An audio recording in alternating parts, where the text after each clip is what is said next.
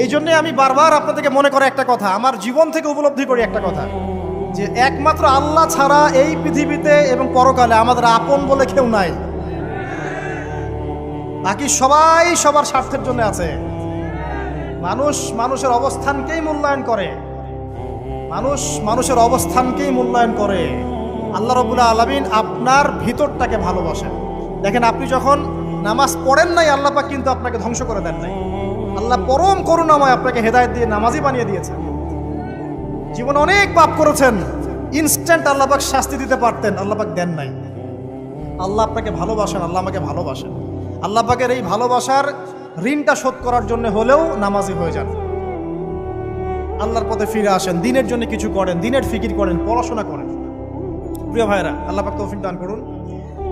দেখুন, এই রিবা থেকে দূরে থাকার জন্য একটা হাদিস যথেষ্ট, যে 4 শ্রেণীর মানুষকে আল্লাহ রাসূল সাল্লাল্লাহু